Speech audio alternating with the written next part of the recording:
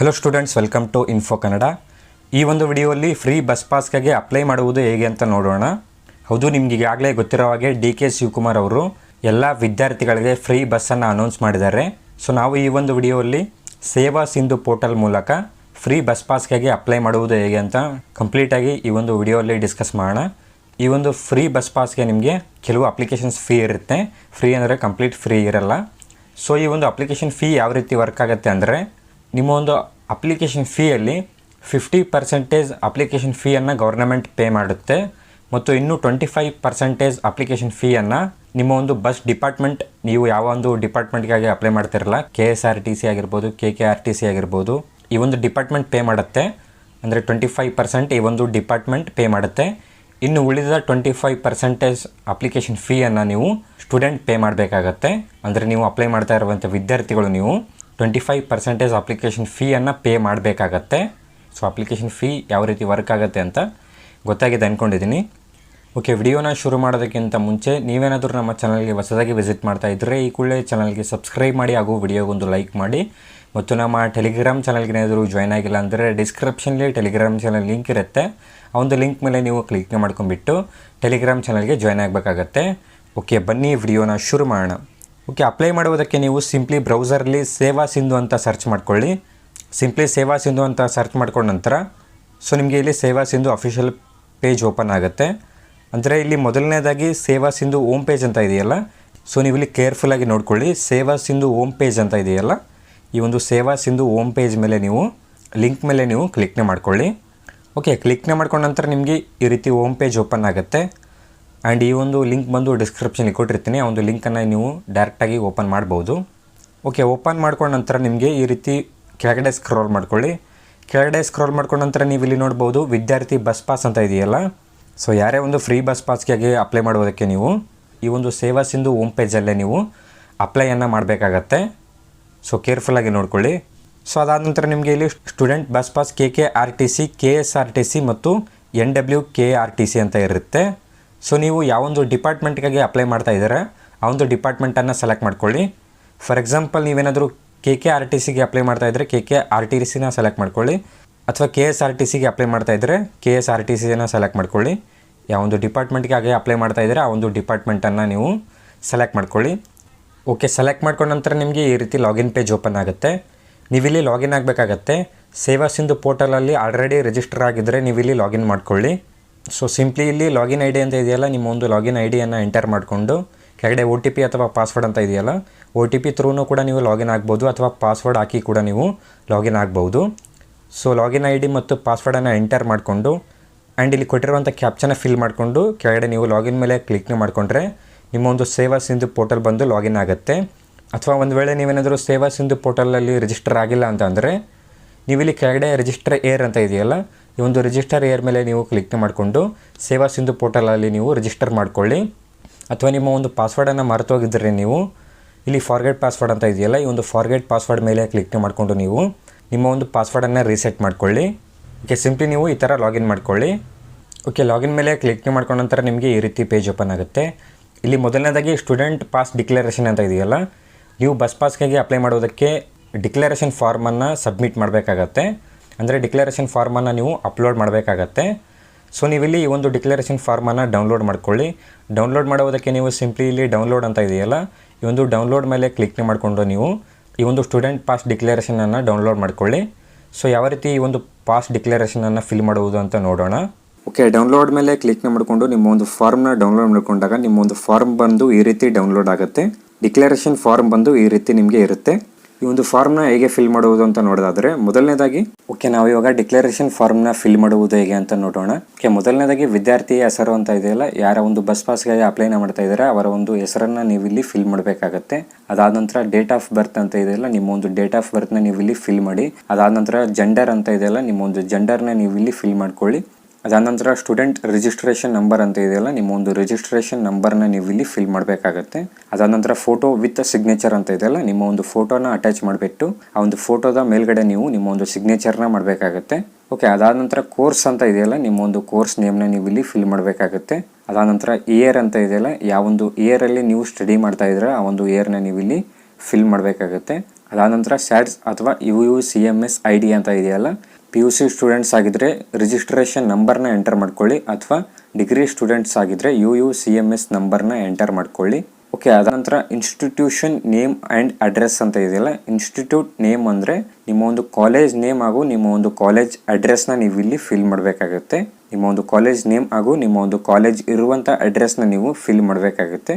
ಅದಾದ ನಂತರ ವಿದ್ಯಾರ್ಥಿಯ ವಾಸಸ್ಥಳ ವಿಳಾಸ ಅಂತ ಇದೆಯಲ್ಲ, ಸ್ಟೂಡೆಂಟ್ಸ್ ರೆಸಿಡೆಂಟಲ್ ಅಡ್ರೆಸ್ ಅಂತ ಇದೆಯಲ್ಲ, ನಿಮ್ಮ ಒಂದು ಅಡ್ರೆಸ್ನ ನೀವು ಇಲ್ಲಿ ಫಿಲ್ ಮಾಡಬೇಕಾಗುತ್ತೆ. ಸಿಂಪ್ಲಿ ನೀವು ಎಲ್ಲಿ ವಾಸವಾಗಿರ್ತೀರ ಹಾಗೂ ನಿಮ್ಮ ಒಂದು ತಾಲೂಕ್, ಡಿಸ್ಟ್ರಿಕ್ಟ್ ಹಾಗೂ ಎಲ್ಲ ಒಂದು ಇನ್ಫಾರ್ಮೇಷನ್ನ ನೀವು ಫಿಲ್ ಮಾಡಬೇಕಾಗುತ್ತೆ. ಓಕೆ, ಫಿಲ್ ಮಾಡ್ಕೊಂಡ ನಂತರ ಪಾಸ್ಟ್ ಟ್ರಾವೆಲ್ ರೂಟ್ ಅಂತ ಇದೆಯಲ್ಲ, ನಿಮ್ಮ ಒಂದು ಟ್ರಾವೆಲ್ ರೂಟ್ ಡೀಟೇಲ್ಸನ್ನು ನೀವು ಇಲ್ಲಿ ಫಿಲ್ ಮಾಡಬೇಕಾಗತ್ತೆ. ಸಿಂಪ್ಲಿ ಇಲ್ಲಿ ಫ್ರಮ್ ಪ್ಲೇಸ್ ಅಂತ ಇದೆಯಲ್ಲ, ನೀವು ಎಲ್ಲಿಂದ ಟ್ರಾವೆಲ್ ಮಾಡ್ತಾ ಇದ್ದೀರಾ ಆ ಒಂದು ಪ್ಲೇಸನ್ನು ಮೆನ್ಷನ್ ಮಾಡ್ಕೊಳ್ಳಿ. ಮತ್ತು ಟು ಪ್ಲೇಸ್ ಅಂತ ಇದೆಯಲ್ಲ, ಎಲ್ಲಿವರೆಗೂ ಟ್ರಾವೆಲ್ ಮಾಡ್ತಾ ಇದ್ದೀರಾ ಆ ಒಂದು ಪ್ಲೇಸನ್ನು ನೀವು ಫಿಲ್ ಮಾಡ್ಕೊಳ್ಳಿ. ಅದಾದ ನಂತರ ಮಾರ್ಗ ಬದಲಾವಣೆ ಸ್ಥಳ ಅಂತ ಇದೆಯಲ್ಲ, ವಾಯಾ ಪ್ಲೇಸಲ್ಲಿ ನೀವು ನಿಮ್ಮ ಒಂದು ಸ್ಟಾಪ್ಗೆ ಡೈರೆಕ್ಟ್ ಬಸ್ ಇಲ್ಲ ಅಂತ ಅಂದರೆ, ಬೇರೆ ಒಂದು ಸ್ಟಾಪಿಂದ ನೀವು ನಿಮ್ಮ ಒಂದು ಸ್ಟಾಪ್ಗಾಗಿ ಹೋಗ್ತಾ ಇದ್ದರೆ, ಸಿಂಪಲಲ್ಲಿ ನಿಮ್ಮ ಒಂದು ಸ್ಟಾಪ್ಗೆ ಡೈರೆಕ್ಟ್ ಬಸ್ ಇಲ್ಲ, ನಾವು ಬಸ್ಸನ್ನು ಚೇಂಜ್ ಮಾಡಬೇಕಾಗತ್ತೆ ನಮ್ಮ ಒಂದು ಪ್ಲೇಸ್ಗಾಗಿ ಹೋಗೋದಕ್ಕೆ ಅಂದರೆ, ಆ ಒಂದು ಚೇಂಜ್ ಮಾಡುವಂಥ ಪ್ಲೇಸನ್ನು ನೀವು ಇಲ್ಲಿ ಮೆನ್ಷನ್ ಮಾಡಬೇಕಾಗತ್ತೆ. ಓಕೆ, ಅದಾದ ನಂತರ ಕೆಳಗಡೆ ಸ್ಕೂಲ್ ಆರ್ ಯೂನಿವರ್ಸಿಟಿ ಸೀಲ್ ಅಂತ ಇದೆಯಲ್ಲ, ನಿಮ್ಮ ಒಂದು ಕಾಲೇಜ್ ಸೀಲ್ ಆ್ಯಂಡ್ ಸಿಗ್ನೇಚರ್ನ ನೀವು ಇಲ್ಲಿ ಮಾಡಿಸ್ಬೇಕಾಗತ್ತೆ. ಈ ಒಂದು ಫಾರ್ಮ್ನ ಫಿಲ್ ಮಾಡಿಬಿಟ್ಟು ನೀವು ನಿಮ್ಮ ಒಂದು ಕಾಲೇಜ್ಗೆ ನೀವು ತೊಗೊಂಡೋಗಿ ಆ ಒಂದು ಕಾಲೇಜಿಂದ ಸೀಲ್ ಆ್ಯಂಡ್ ಸಿಗ್ನೇಚರ್ನ ಮಾಡಿಸ್ಬೇಕಾಗತ್ತೆ. ಅದಾದ ನಂತರ principal or head master signature and date ಅಂತ ಇದೆಯಲ್ಲ, ಇಲ್ಲಿ ನಿಮ್ಮ ಒಂದು ಪ್ರಿನ್ಸಿಪಲ್ ಆರ್ ಹೆಡ್ ಮಾಸ್ಟರಿಂದ ಸಿಗ್ನೇಚರ್ ಮಾಡಿಸ್ಕೊಂಡು ಡೇಟನ್ನು ಬರ್ಸ್ಕೊಂಡ್ಬರ್ಬೇಕು. ಓಕೆ, ಇವಾಗ ಅಪ್ಲಿಕೇಶನ್ ಫಾರ್ಮನ್ನು ಫಿಲ್ ಮಾಡಿದ್ದೀವಿ. ಅಪ್ಲೈ ಮಾಡುವುದಕ್ಕೆ ನೀವು ಸಿಂಪ್ಲಿ ಡೈರೆಕ್ಟಾಗಿ ಪ್ರೊಸೀಡ್ ಟು ಅಪ್ಲೈ ಅಂತ ಇದೆಯಲ್ಲ, ಈ ಒಂದು ಪ್ರೊಸೀಡ್ ಟು ಅಪ್ಲೈ ಮೇಲೆ ನೀವು ಕ್ಲಿಕ್ನ ಮಾಡ್ಕೊಳ್ಳಿ. ಓಕೆ, ಕ್ಲಿಕ್ನ ಮಾಡ್ಕೊಂಡ ನಂತರ ನಿಮಗೆ ಡೈರೆಕ್ಟಾಗಿ ಈ ರೀತಿ ಪೇಜ್ ಓಪನ್ ಆಗುತ್ತೆ. ಸೊ ಇಲ್ಲಿಂದ ನಿಮಗೆ ಅಪ್ಲಿಕೇಶನ್ ಫಾರ್ಮ್ ಬಂದು ಶುರುವಾಗುತ್ತೆ. ಓಕೆ, ಇಲ್ಲಿ ಮೊದಲನೇದಾಗಿ ಸಿಟಿಸನ್ ಅಂತ ಇದೆಯಲ್ಲ, ಇಲ್ಲಿ ಇಂಡಿಯನ್ ಸಿಟಿಸನನ್ನು ಸೆಲೆಕ್ಟ್ ಮಾಡ್ಕೊಳ್ಳಿ. ಅದಾದ ನಂತರ ಇನ್ಸ್ಟಿಟ್ಯೂಷನ್ ಲೊಕೇಟೆಡ್ ಇನ್ ಅಂತ ಇದೆಯಲ್ಲ, ಸೊ ನೀವು ಇಲ್ಲಿ ಕರ್ನಾಟಕನ ಸೆಲೆಕ್ಟ್ ಮಾಡ್ಕೊಳ್ಳಿ, ಅಥವಾ ಔಟ್ಸೈಡ್ಸ್ ಕರ್ನಾಟಕ ಇದ್ದರೆ ಔಟ್ಸೈಡ್ ಕರ್ನಾಟಕನ ಸೆಲೆಕ್ಟ್ ಮಾಡ್ಕೊಳ್ಳಿ. ಅದಾದ ನಂತರ ಆಧಾರ್ ಅಥೆಂಟಿಕೇಷನ್ ಅಂತ ಇದೆಯಲ್ಲ, ಇಲ್ಲಿ ಆಧಾರ್ ಅಥೆಂಟಿಕೇಷನನ್ನು ನೀವು ಕ್ಲಿಕ್ನ ಮಾಡ್ಕೊಳ್ಳಿ. ಇಲ್ಲೇ ನೀವು ಕ್ಲಿಕ್ನ ಮಾಡ್ಕೊಂಡಾಗ ನಿಮಗೆ ಆಧಾರ್ ಪೇಜ್ ಓಪನ್ ಆಗುತ್ತೆ.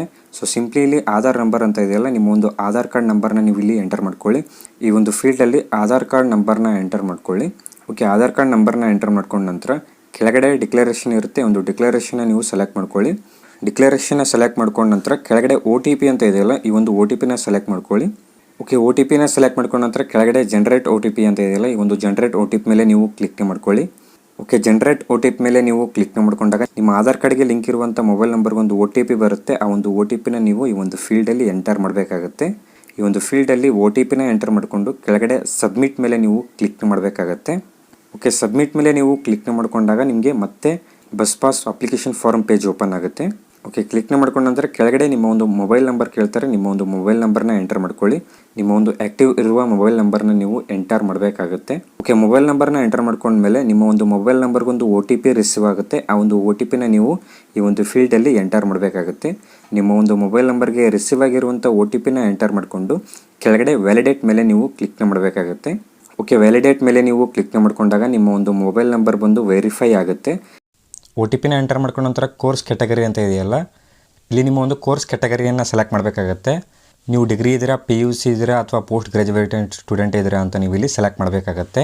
ಅದಾದ ನಂತರ ಕ್ಲಾಸ್ ಅಥವಾ ಕೋರ್ಸ್ ಅಂತ ಇದೆಯಲ್ಲ, ನೀವಿಲ್ಲಿ ನಿಮ್ಮ ಒಂದು ಕ್ಲಾಸ್ ಅಥವಾ ಕೋರ್ಸನ್ನು ಸೆಲೆಕ್ಟ್ ಮಾಡ್ಕೊಳ್ಳಿ. ಅದಾದ ನಂತರ ಕೋರ್ಸ್ ಇಯರ್ ಅಂತ ಇದೆಯಲ್ಲ, ಇಲ್ಲಿ ನೀವು ನಿಮ್ಮ ಒಂದು ಕೋರ್ಸ್ ಇಯರನ್ನು ಸೆಲೆಕ್ಟ್ ಮಾಡ್ಕೊಳ್ಳಿ. ಸೊ ಡಿಗ್ರಿ ಇದ್ದರೆ ನೀವು ಯಾವೊಂದು ಸೆಮೆಸ್ಟರ್ ಅಂತ ಸೆಲೆಕ್ಟ್ ಮಾಡ್ಕೊಳ್ಳಿ. ಸೆಲೆಕ್ಟ್ ಮಾಡ್ಕೊಂಡ ನಂತರ ಸಿಂಪ್ಲಿ ಗೆಟ್ ಡೀಟೇಲ್ಸ್ ಅಂತ ಇದೆಯಲ್ಲ, ಈ ಒಂದು ಗೆಟ್ ಡೀಟೇಲ್ಸ್ ಮೇಲೆ ನೀವು ಕ್ಲಿಕ್ನ ಮಾಡ್ಕೊಳ್ಳಿ. ಓಕೆ, ಗೆಟ್ ಡೀಟೇಲ್ಸ್ ಮೇಲೆ ನೀವು ಕ್ಲಿಕ್ನ ಮಾಡ್ಕೊಂಡಾಗ ಆಗಲೇ ನಿಮ್ಮ ಒಂದು ಆಧಾರ್ ಕಾರ್ಡ್ ನಂಬರ್ ಎಂಟರ್ ಮಾಡಿರೋದ್ರಿಂದ ನಿಮ್ಮ ಒಂದು ಆಧಾರ್ ಕಾರ್ಡಿಂದ ನಿಮ್ಮ ಒಂದು ನೇಮ್, ಫೋಟೋ ಹಾಗೂ ನಿಮ್ಮ ಒಂದು ಫಾದರ್ ನೇಮ್ ಬಂದು ಇಲ್ಲಿ ಆಟೋಮೆಟಿಕ್ಕಾಗಿ ಫೆಚ್ ಆಗಿರುತ್ತೆ. ಸೊ ನೀವು ಎಂಟರ್ ಮಾಡೋ ಅವಶ್ಯಕತೆ ಇಲ್ಲ, ನಿಮ್ಮ ಒಂದು ಆಧಾರ್ ಕಾರ್ಡಿಂದ ಇಲ್ಲಿ ಆಟೋಮೆಟಿಕ್ಕಾಗಿ ಫೆಚ್ ಆಗಿರುತ್ತೆ. ನಿಮ್ಮ ನೇಮ್, ನಿಮ್ಮ ಡೇಟ್ ಆಫ್ ಬರ್ತ್, ನಿಮ್ಮ ಏಜ್ ಮತ್ತು ನಿಮ್ಮ ಒಂದು ಅಡ್ರೆಸ್ ಬಂದು ಇಲ್ಲಿ ಆಟೋಮೆಟಿಕ್ಕಾಗಿ ಫಿಕ್ಸ್ ಆಗಿರುತ್ತೆ. ಸೊ ಅದಾದ ನಂತರ ಕೆಳಗಡೆ ಕ್ಯಾಟಗರಿ ಅಂತ ಇದೆಯಲ್ಲ, ಇಲ್ಲಿ ನೀವು ಕ್ಯಾಟಗರಿನ ಸೆಲೆಕ್ಟ್ ಮಾಡಿಕೊಂಡು ಒಂದು ವೇಳೆ ನೀವು SC ಅಥವಾ ST ಕ್ಯಾಟಗರಿಯ ವಿದ್ಯಾರ್ಥಿ ಆಗಿದ್ದರೆ ನೀವು SC ಅಥವಾ STನ ಸೆಲೆಕ್ಟ್ ಮಾಡ್ಕೊಳ್ಳಿ. ಅಥವಾ ನೀವು ಬೇರೆ ಒಂದು ಕ್ಯಾಟಗರಿಯ ವಿದ್ಯಾರ್ಥಿ ಆಗಿದ್ದರೆ ನೀವು ಇಲ್ಲಿ ಅದರ್ಸ್ನ ಸೆಲೆಕ್ಟ್ ಮಾಡಬೇಕಾಗತ್ತೆ. ಓಕೆ, ಅದಾದ ನಂತರ ಇನ್ಸ್ಟಿಟ್ಯೂಟ್ ಇನ್ಫಾರ್ಮೇಷನ್ ಅಂತ ಇದೆಯಲ್ಲ, ಇಲ್ಲಿ ಮೊದಲನೇದಾಗಿ ಎಂಟರ್ ಸ್ಟೂಡೆಂಟ್ ID ಅಂತ ಇದೆಯಲ್ಲ, ಇಲ್ಲಿ ನಿಮ್ಮ ಒಂದು ರಿಜಿಸ್ಟರ್ ನಂಬರ್ನ ಫಿಲ್ ಮಾಡ್ಕೊಳ್ಳಿ. ಸ್ಟೂಡೆಂಟ್ ರಿಜಿಸ್ಟರ್ ನಂಬರನ್ನು ಫಿಲ್ ಮಾಡ್ಕೊಳ್ಳಿ. ಅದಾದ ನಂತರ ಸ್ಟೂಡೆಂಟ್ ನೇಮ್ ಅಂತ ಇದೆಯಲ್ಲ, ಸ್ಟೂಡೆಂಟ್ ನೇಮನ್ನು ಫಿಲ್ ಮಾಡ್ಕೊಳ್ಳಿ. ಅದಾದ ನಂತರ ಸ್ಟೂಡೆಂಟ್ ಅಡ್ರೆಸ್ ಅಂತ ಇದೆಯಲ್ಲ, ನಿಮ್ಮ ಒಂದು ಅಡ್ರೆಸ್ಸನ್ನು ಫಿಲ್ ಮಾಡ್ಕೊಳ್ಳಿ. ಅದಾದ ನಂತರ ಕ್ಲಾಸ್ ಅಥವಾ ಕೋರ್ಸ್ ಅಂತ ಇದೆಯಲ್ಲ, ನಿಮ್ಮ ಒಂದು ಕೋರ್ಸ್ ನೇಮನ್ನು ಫಿಲ್ ಮಾಡ್ಕೊಳ್ಳಿ. ಅದಾದ ನಂತರ ಯೂನಿವರ್ಸಿಟಿ ನೇಮ್ ಅಂತ ಇದೆಯಲ್ಲ, ನಿಮ್ಮ ಒಂದು ಯೂನಿವರ್ಸಿಟಿ ನೇಮನ್ನು ನೀವು ಫಿಲ್ ಮಾಡ್ಕೊಳ್ಳಿ. ಅದಾದ ನಂತರ ಡಿಸ್ಟ್ರಿಕ್ಟ್ ಅಂತ ಇದೆಯಲ್ಲ, ನಿಮ್ಮ ಒಂದು ಇನ್ಸ್ಟಿಟ್ಯೂಟ್ ಡಿಸ್ಟ್ರಿಕ್ಟನ್ನು ಸೆಲೆಕ್ಟ್ ಮಾಡ್ಕೊಳ್ಳಿ. ಅದಾದ ನಂತರ ತಾಲೂಕು ಅಂತ ಇದೆಯಲ್ಲ, ನಿಮ್ಮ ಒಂದು ಕಾಲೇಜ್ ತಾಲೂಕನ್ನು ಸೆಲೆಕ್ಟ್ ಮಾಡ್ಕೊಳ್ಳಿ. ಅದಾದ ನಂತರ ಇನ್ಸ್ಟಿಟ್ಯೂಷನ್ ನೇಮ್ ಅಂತ ಇದೆಯಲ್ಲ, ಇಲ್ಲಿ ನಿಮ್ಮ ಒಂದು ಕಾಲೇಜ್ ನೇಮನ್ನು ನೀವು ಸೆಲೆಕ್ಟ್ ಮಾಡಬೇಕಾಗತ್ತೆ. ನಿಮ್ಮ ಒಂದು ಕಾಲೇಜ್ ನೇಮನ್ನು ಸೆಲೆಕ್ಟ್ ಮಾಡ್ಕೊಳ್ಳಿ. ಅದಾದ ನಂತರ ಇನ್ಸ್ಟಿಟ್ಯೂಷನ್ ಅಡ್ರೆಸ್ ಅಂತ ಇದೆಯಲ್ಲ, ಇಲ್ಲಿ ನಿಮ್ಮ ಒಂದು ಕಾಲೇಜ್ ಅಡ್ರೆಸ್ಸನ್ನು ನೀವು ಫಿಲ್ ಮಾಡಬೇಕಾಗತ್ತೆ. ಮತ್ತು ಬಸ್ ಪಾಸ್ ಅಪ್ಲಿಕೇಶನ್ ಫೀ ನೋಡ್ಬೋದು, ಇಲ್ಲಿ 0 ಅಂತ ಶೋ ಆಗ್ತಾ ಇದೆ. ಸೊ ನೀವಿಲ್ಲಿ ಯಾವುದೇ ಫೀಯನ್ನು ಪೇ ಮಾಡೋ ಅವಶ್ಯಕತೆ ಇಲ್ಲ. ಸೊ ಅದಕ್ಕೆ ಇಲ್ಲಿ 0 ಅಂತ ಶೋ ಆಗ್ತಾ ಇದೆ. ಸೊ ಇದನ್ನು ಕೇರ್ಫುಲ್ಲಾಗಿ ನೋಡ್ಕೊಳ್ಳಿ. ಮತ್ತು ಬಸ್ ಪಾಸ್ ವ್ಯಾಲಿಡಿಟಿ ಅಂತ ಇದೆಯಲ್ಲ, ನಿಮ್ಮೊಂದು ಬಸ್ ಪಾಸ್ ಎಲ್ಲಿವರೆಗೂ ವ್ಯಾಲಿಡ್ ಆಗಿರುತ್ತೆ ಅಂತ ಇಲ್ಲಿ ಡೇಟ್ ಶೋ ಆಗಿರುತ್ತೆ. ನೀವು ಅಪ್ಲೈ ಮಾಡ್ತಾ ಇರುವಂಥ ಡೇಟಿಂದ 1 ಇಯರ್ವರೆಗೂ ವ್ಯಾಲಿಡ್ ಆಗಿರುತ್ತೆ. ಓಕೆ, ಅದಾದ ನಂತರ ಟ್ರಾವೆಲ್ ರೂಟ್ ಡೀಟೇಲ್ಸ್ ಅಂತ ಇದೆಯಲ್ಲ, ಸೊ ನೀವಿಲ್ಲಿ ನಿಮ್ಮ ಒಂದು ಟ್ರಾವೆಲ್ ರೂಟ್ ಡೀಟೇಲ್ಸನ್ನು ನೀವು ಫಿಲ್ ಮಾಡಬೇಕಾಗತ್ತೆ. ಓಕೆ, ಮೊದಲನೇದಾಗಿ ಸೆಲೆಕ್ಟ್ ಸೋರ್ಸ್ ರೂಟ್ ಡಿಸ್ಟ್ರಿಕ್ಟ್ ಅಂತ ಇದೆಯಲ್ಲ, ಇಲ್ಲಿ ನಿಮ್ಮ ಒಂದು ಡಿಸ್ಟ್ರಿಕ್ಟನ್ನು ಸೆಲೆಕ್ಟ್ ಮಾಡ್ಕೊಳ್ಳಿ. ನೀವು ಅಪ್ಲೈ ಮಾಡ್ತಾ ಇರುವಂಥ ರೂಟ್ ಡಿಸ್ಟ್ರಿಕ್ಟನ್ನು ನೀವು ಸೆಲೆಕ್ಟ್ ಮಾಡ್ಕೊಳ್ಳಿ. ಅದಾದ ನಂತರ ಕೆಳಗಡೆ ತಾಲೂಕು ಅಂತ ಇದೆಯಲ್ಲ, ನೀವು ಅಪ್ಲೈ ಮಾಡ್ತಾ ಇರುವಂಥ ರೂಟ್ ತಾಲೂಕನ್ನು ನೀವು ಸೆಲೆಕ್ಟ್ ಮಾಡ್ಕೊಳ್ಳಿ. ಅದಾದ ನಂತರ ಹೋಬಳಿ ಅಂತ ಇದೆಯಲ್ಲ, ಹೋಬಳಿನ ಸೆಲೆಕ್ಟ್ ಮಾಡ್ಕೊಳ್ಳಿ. ಅದಾದ ನಂತರ ಕೆಳಗಡೆಯಲ್ಲಿ ವಿಲೇಜ್ ಅಂತ ಶೋ ಆಗ್ತಾ ಇದೆ. ಸೊ ಈ ಒಂದು ನಾನು ಅಪ್ಲೈ ಮಾಡ್ತಾ ಇರುವಂಥ ಸ್ಟೂಡೆಂಟ್ ವಿಲೇಜ್ ಸ್ಟೂಡೆಂಟ್ ಆಗಿರೋದ್ರಿಂದ ಇಲ್ಲಿ ವಿಲೇಜ್ ಅಂತ ಶೋ ಆಗ್ತಾ ಇದೆ. ನೀವೇನಾದರೂ ಸಿಟಿ ಸ್ಟೂಡೆಂಟ್ ಆಗಿದ್ದರೆ, ಅರ್ಬನ್ ಸ್ಟೂಡೆಂಟ್ ಆಗಿದ್ದರೆ ಇಲ್ಲಿ ನಿಮಗೆ ನಿಮ್ಮ ಒಂದು ಪ್ಲೇಸ್ ನೇಮನ್ನು ಸೆಲೆಕ್ಟ್ ಮಾಡಲಿಕ್ಕೆ ಕೇಳುತ್ತೆ. ಅದಾದ ನಂತರ ನಿಯರೆಸ್ಟ್ ಬೋರ್ಡಿಂಗ್ ಪಾಯಿಂಟ್ಸ್ ಅಂತ ಇದೆಯಲ್ಲ, ನೀವು ಇಲ್ಲಿಂದ ಬಸ್ಸನ್ನು ಹತ್ತಿರ ಆ ಒಂದು ಪ್ಲೇಸನ್ನು ನೀವು ಇಲ್ಲಿ ಸೆಲೆಕ್ಟ್ ಮಾಡ್ಕೊಳ್ಳಿ. ನಿಮ್ಮ ಒಂದು ಪ್ಲೇಸಲ್ಲಿ ನಿಯರ್ ಇರುವಂಥ ಬಸ್ ಸ್ಟ್ಯಾಂಡನ್ನು ನೀವು ಯಾವೊಂದು ಬಸ್ ಸ್ಟ್ಯಾಂಡಿಂದ ನೀವು ಹತ್ತಿರ ಆ ಒಂದು ಪ್ಲೇಸನ್ನು ನೀವು ಸೆಲೆಕ್ಟ್ ಮಾಡ್ಕೊಳ್ಳಿ. ಅದಾದ ನಂತರ ನಿಯರೆಸ್ಟ್ ಡ್ರಾಪ್ ಪಾಯಿಂಟ್ಸ್ ಅಂತ ಇದೆಯಲ್ಲ, ನೀವು ಎಲ್ಲಿ ಇಳಿತೀರ ಆ ಒಂದು ಸ್ಟಾಪನ್ನು ನೀವು ಇಲ್ಲಿ ಫಿಲ್ ಮಾಡ್ಕೊಳ್ಳಿ. ಸಿಂಪಲ್ ಇಲ್ಲಿ ಡ್ರಾಪ್ ಪಾಯಿಂಟಲ್ಲಿ ನಿಮ್ಮ ಕಾಲೇಜ್ಗೆ ನಿಯರ್ ಆಗುವಂಥ ಬಸ್ ಸ್ಟ್ಯಾಂಡನ್ನು ನೀವು ಸೆಲೆಕ್ಟ್ ಮಾಡ್ಕೊಳ್ಳಿ. ಇಲ್ಲಿ ಟ್ರಾವೆಲ್ ರೂಟನ್ನು ಸೆಲೆಕ್ಟ್ ಮಾಡುವಾಗ ಬೋರ್ಡಿಂಗ್ ಪಾಯಿಂಟ್ ಏನಾದರೂ ಶೋ ಆಗಿಲ್ಲ ಅಂತಂದರೆ, ನಿಯರೆಸ್ಟ್ ಬೋರ್ಡಿಂಗ್ ಪಾಯಿಂಟ್ ಆಗಿರ್ಬೋದು, ಡ್ರಾಪ್ ಪಾಯಿಂಟ್ ಆಗಿರ್ಬೋದು, ಈ ಒಂದು ಬೋರ್ಡಿಂಗ್ ಪಾಯಿಂಟ್ಸ್ ಏನಾದರೂ ಶೋ ಆಗಿಲ್ಲ ಅಂತಂದರೆ ನೀವು ಇಲ್ಲಿ ಸಿಂಪ್ಲಿ ಅದರ್ ಅಂತ ಸೆಲೆಕ್ಟ್ ಮಾಡ್ಕೊಳ್ಳಿ. ಅದರ್ ಅಂತ ಸೆಲೆಕ್ಟ್ ಮಾಡಿಕೊಂಡು ನೀವು ಮ್ಯಾನ್ಯುವಲ್ ಆಗಿ ನೀವು ಬೋರ್ಡಿಂಗ್ ಪಾಯಿಂಟನ್ನು ನೀವು ನಿಮ್ಮ ಒಂದು ಬೋರ್ಡಿಂಗ್ ಪಾಯಿಂಟನ್ನು ನೀವು ಮೆನ್ಷನ್ ಮಾಡ್ಬೋದು. ಒಂದು ವೇಳೆ ಈ ಒಂದು ಲಿಸ್ಟಲ್ಲಿ ಶೋ ಆಗಿಲ್ಲ ಅಂತಂದರೆ ಅದರ್ ಅಂತ ಸೆಲೆಕ್ಟ್ ಮಾಡಿಕೊಂಡು ನೀವು ನಿಮ್ಮ ಒಂದು ಬೋರ್ಡಿಂಗ್ ಪಾಯಿಂಟನ್ನು ನೀವು ಫಿಲ್ ಮಾಡ್ಕೊಳ್ಳಿ. ಓಕೆ, ಅದಾದ ನಂತರ ವಾಯ 1 ಅಂತ ಇದೆಯಲ್ಲ, ಸೊ ಆಗಲೇ ಹೇಳಿರುವ ಹಾಗೆ ನಿಮ್ಮ ಒಂದು ಕಾಲೇಜ್ಗೆ ಡೈರೆಕ್ಟ್ ಬಸ್ ಇಲ್ಲ ಅಂತಂದರೆ ಒಂದು ಸ್ಟಾಪಿಂದ ಬಸ್ಸನ್ನು ಚೇಂಜ್ ಮಾಡಬೇಕಾಗಿದ್ದರೆ ಆ ಒಂದು ಸ್ಟಾಪ್ ನೇಮನ್ನು ನೀವು ಇಲ್ಲಿ ಫಿಲ್ ಮಾಡ್ಕೊಳ್ಳಿ. ಅಥವಾ ಒಂದು ಪ್ಲೇಸಿಂದ ಬಸ್ ಚೇಂಜ್ ಮಾಡಿ ನಿಮ್ಮ ಒಂದು ಕಾಲೇಜ್ಗೆ ನೀವು ಹೋಗ್ತಾ ಇದ್ದರೆ ಆ ಒಂದು ಪ್ಲೇಸ್ ನೇಮನ್ನು ನೀವು ಇಲ್ಲಿ, ಫಾರ್ ಎಕ್ಸಾಂಪಲ್ ಜಾಲಹಳ್ಳಿ ಕ್ರಾಸಿಂದ ಯಲಹಂಕ ಅಲ್ಲಿ ನಿಮ್ಮ ಕಾಲೇಜ್ ಇದ್ದರೆ ಡೈರೆಕ್ಟ್ ಬಸ್ ಇಲ್ಲ ಅಂತಂದರೆ ನೀವು ನಿಯರ್ ಇರುವಂಥ ಬಸ್ ಸ್ಟ್ಯಾಂಡ್ಗೆ ವಾಯಾ ಪ್ಲೇಸನ್ನು ಸೆಲೆಕ್ಟ್ ಮಾಡಿಕೊಂಡು ಅಲ್ಲಿಂದ ನೀವು ಬಸ್ಸನ್ನು ಚೇಂಜ್ ಮಾಡ್ಬೋದು. ಯಾವುದೇ ಪ್ಲೇಸ್ ಇರಲಿ, ಡೈರೆಕ್ಟ್ ಬಸ್ ಇಲ್ಲ ಅಂತಂದರೆ ನಿಯರ್ ಇರುವಂಥ ಬಸ್ ಸ್ಟಾಪ್ ಪ್ಲೇಸನ್ನು ಸೆಲೆಕ್ಟ್ ಮಾಡಿಕೊಂಡು ಅಲ್ಲಿಂದ ಬಸ್ಸನ್ನು ನೀವು ಚೇಂಜ್ ಮಾಡ್ಬೋದು. ಓಕೆ, ಅರ್ಥ ಆಗಿದೆ ಅಂದ್ಕೊಂಡಿದ್ದೀನಿ. ಓಕೆ, ಅದಾದ ನಂತರ ಸೆಲೆಕ್ಟ್ ಡಿವಿಷನ್ ಅಂತ ಇದೆಯಲ್ಲ, ಇಲ್ಲಿ ನೀವು ನಿಮ್ಮ ಒಂದು ಡಿವಿಷನನ್ನು ಸೆಲೆಕ್ಟ್ ಮಾಡ್ಕೊಳ್ಳಿ. ಇಲ್ಲಿ ಜಿಲ್ಲೆಯನ್ನು ಸೆಲೆಕ್ಟ್ ಮಾಡ್ಕೊಳ್ಳಿ, ಡಿವಿಷನ್ನ ಸೆಲೆಕ್ಟ್ ಮಾಡ್ಕೊಳ್ಳಿ. ಅದಾದ ನಂತರ ಸೆಲೆಕ್ಟ್ ಡಿಪಾರ್ಟ್ಮೆಂಟ್ ಅಂತ ಇದೆಯಲ್ಲ, ನೀವು ಅಪ್ಲೈ ಮಾಡ್ತಾ ಇರುವಂಥ ಡಿಪೋನ ಸೆಲೆಕ್ಟ್ ಮಾಡ್ಕೊಳ್ಳಿ. ನಿಮ್ಮ ಒಂದು ಡಿಪಾರ್ಟ್ಮೆಂಟನ್ನು ಸೆಲೆಕ್ಟ್ ಮಾಡ್ಕೊಳ್ಳಿ. ಅದಾದ ನಂತರ ಸೆಲೆಕ್ಟ್ ದ ಕೌಂಟರ್ ಅಂತ ಇದೆಯಲ್ಲ, ಇಲ್ಲಿ ಕೂಡ ನೀವು ಡಿಪೋನ ಸೆಲೆಕ್ಟ್ ಮಾಡ್ಕೊಳ್ಳಿ. ನೀವು ಅಪ್ಲೈ ಮಾಡ್ತಾ ಇರುವಂಥ ಡಿಪೋನ ಸೆಲೆಕ್ಟ್ ಮಾಡ್ಕೊಳ್ಳಿ. ಅಲ್ಲೇ ನೀವು ಪಾಸನ್ನು ಕಲೆಕ್ಟ್ ಮಾಡಬಹುದು. ಓಕೆ, ಎಲ್ಲ ಡೀಟೇಲ್ಸನ್ನು ಎಂಟರ್ ಮಾಡ್ಕೊಂಡ ನಂತರ ಸಿಂಪ್ಲಿ ಕೆಳಗಡೆ ಕ್ಯಾಪ್ಚಾ ಇರುತ್ತೆ, ಒಂದು ಕ್ಯಾಪ್ಚಾನ ಫಿಲ್ ಮಾಡ್ಕೊಳ್ಳಿ. ಕ್ಯಾಪ್ಚಾನ ಫಿಲ್ ಮಾಡ್ಕೊಂಡ ನಂತರ ಸಿಂಪ್ಲಿ ಕೆಳಗಡೆ ಸಬ್ಮಿಟ್ ಅಂತ ಇದೆಯಲ್ಲ, ಈ ಒಂದು ಸಬ್ಮಿಟ್ ಮೇಲೆ ನೀವು ಕ್ಲಿಕ್ನೇ ಮಾಡ್ಕೊಳ್ಳಿ. ಓಕೆ, ಸಬ್ಮಿಟ್ ಮೇಲೆ ಕ್ಲಿಕ್ನೇ ಮಾಡ್ಕೊಂಡ ನಂತರ ನೆಕ್ಸ್ಟ್ ಸ್ಟೆಪ್ಪಲ್ಲಿ ಸೊ ನಿಮ್ಮೊಂದು ಅಪ್ಲಿಕೇಶನ್ ಫಾರ್ಮ್ ಬಂದು ಓಪನ್ ಆಗುತ್ತೆ. ಆ್ಯಂಡ್ ಇಲ್ಲಿ ಕೆಳಗಡೆ ಅಟ್ಯಾಚ್ ಅನೆಕ್ಸರ್ ಅಂತ ಇದೆಯಲ್ಲ, ಸಿಂಪ್ಲಿ ನೀವಿಲ್ಲಿ ಅಟ್ಯಾಚ್ ಅನೆಕ್ಸರ್ ಅಂತ ಇದೆಯಲ್ಲ, ಈ ಒಂದು ಆಪ್ಷನನ್ನು ಸೆಲೆಕ್ಟ್ ಮಾಡ್ಕೊಳ್ಳಿ. ನೀವಿಲ್ಲಿ ಕೆಲವು ಡಾಕ್ಯುಮೆಂಟ್ಸನ್ನು ಅಪ್ಲೋಡ್ ಮಾಡಬೇಕಾಗತ್ತೆ. ಸೊ ಮೊದಲನೇದಾಗಿ ಸ್ಟೂಡೆಂಟ್ ಪಾಸ್ ಡಿಕ್ಲರೇಷನ್ ಅಂತ ಇದೆಯಲ್ಲ, ನಾವು ಮೊದಲು ಅಪ್ಲೈ ಮಾಡೋದಕ್ಕಿಂತ ಮುಂಚೆ ಡಿಕ್ಲರೇಷನನ್ನು ಫಿಲ್ ಮಾಡಿದ್ದೇವಲ್ಲ, ಆ ಒಂದು ಡಿಕ್ಲರೇಷನ್ ಫಾರ್ಮನ್ನು ನೀವಿಲ್ಲಿ ಅಪ್ಲೋಡ್ ಮಾಡ್ಕೊಳ್ಳಿ. ಸಿಂಪ್ಲಿ ಚೂಸ್ ಫೈಲ್ ಮೇಲೆ ಕ್ಲಿಕ್ ಮಾಡಿಕೊಂಡು ನೀವು ಸ್ಟೂಡೆಂಟ್ ಪಾಸ್ ಡಿಕ್ಲರೇಷನನ್ನು ನೀವು ಅಪ್ಲೋಡ್ ಮಾಡ್ಕೊಳ್ಳಿ.